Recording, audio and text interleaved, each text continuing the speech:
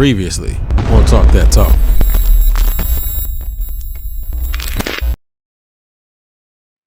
You done went all the way down there, so all the upperclassmen are march. So they like, hey, I need you to take my drum back to the band hall.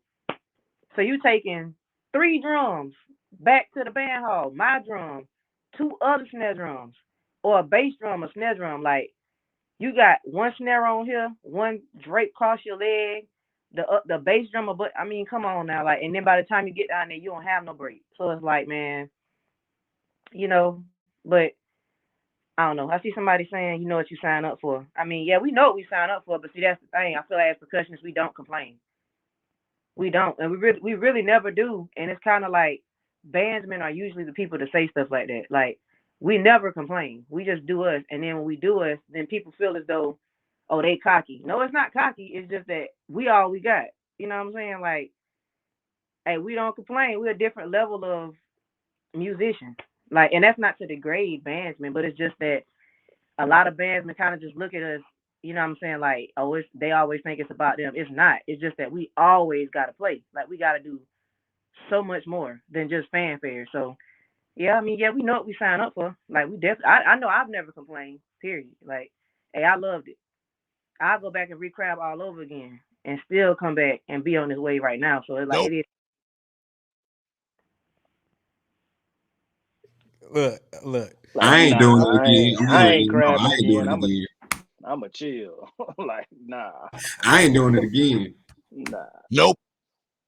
Look, I will say this. Like I said, it's a it sounds like trauma to me.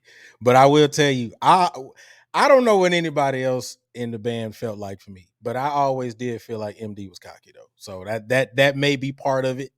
I always did feel that way. Other band members may feel that way. As far as percussion is concerned, you may be right. But you did say something that I actually want to touch on. And I want to ask all the fellas this. Because you touched on the fact that because you are a woman percussionist, sometimes you felt like you had to work harder. Fellas, let me ask you this question. Did y'all make the ladies in the line work harder? No. Who's the same? Most of them are pretty solid because I think they got that chip on their shoulder coming in as a woman. So most of them really come pretty much on point. I got like the young ladies since 2019. I've been with Grambling State University. All the young ladies I've had can literally hold their own and are better than some of the guys. And I think that's just that chip because it takes a certain type of woman to play drums anyway, right? Because when you typically think of a female, you typically think of what? Clarinet, flute, saxophone. Maybe you start talking about brass, lower brass, upper brass. You really don't think about tuba and things like that. But like the girls I have right now, young ladies I have right now, they can flat out play. Like I have one girl from down south, Louisiana, can flat out play and is very humble, very mannerable. So no, definitely not. Like with me, it's just about the end result. Where are we gonna be? Can you make it happen? You know, everybody gets a fair shot. Like honestly, everybody gets a fair shot.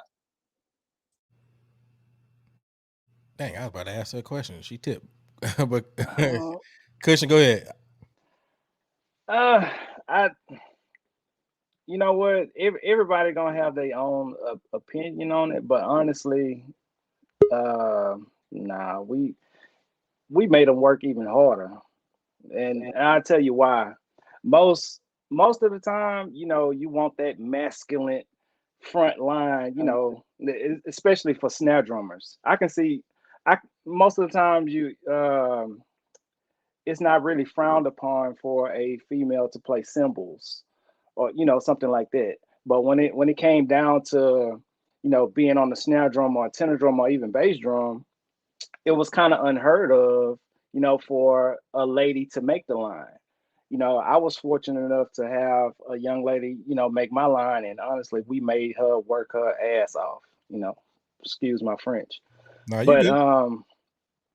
you know, I think it's just because majority of the line are men, and all that testosterone is in there. You know what? Because you want to be able to have locker room talk and all that type of stuff. So for a female to kind of invade that, you can just kind of feel that tension, like, you know what? Yeah, we gonna make you really work for this. We gonna see if you really made for this. You know what I'm saying?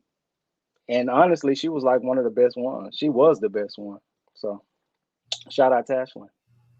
Lace, let me ask you this question. Do you feel like having that experience of having those male counterparts, you know, making it a little bit more rough on you made you better, or do you feel like it was an unfair situation? Oh, honestly, I don't even feel like it was rough. Like, realistically, from the outside looking in, it would seem rough. But I guess I tell people, like, when I was in high school, I was the only girl on the snare line. Like, I was the first female ever in the school's history at my high school to be the only girl on the snare line. Then when I got to South Carolina State, there had been one other person before me. Her name is Rhea Keith. Shout out to Rhea, Bongo brother. And Rhea, she's in a wheelchair, but I don't think she marched the full season. So like, she was, she did things, but she, like, and that was also in the 90s, so it was a different era.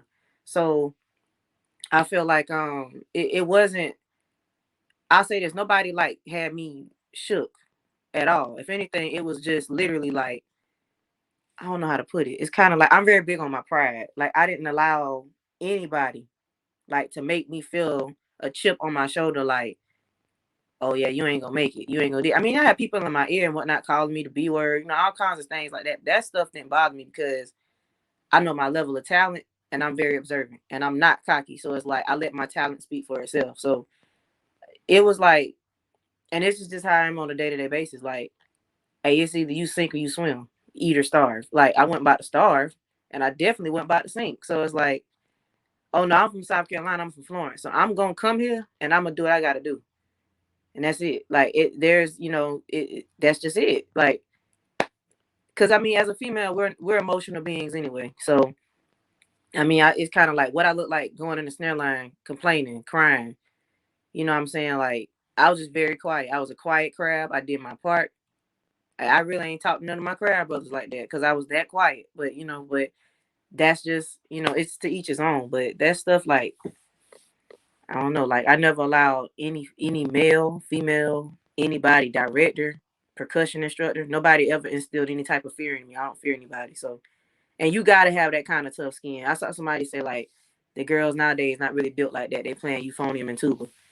And I mean, time, eras change, but it's back then. Like, if you could last back then, back like from the earth, like I'll say, let's go from like 2011. Let's say 2011 on back to the 90s, 80s and 70s and all that. Like, you had some tough skin because it was different back then. And of course, the thing happened at FAMU in 2011, so that pretty much put a halt on everybody's school. So but it was rough. I didn't come in 11, I went in 10, but it was definitely still rough back then. But you had tough skin if you was standing tall and making it to the next season. Period. Like, you just held your own. So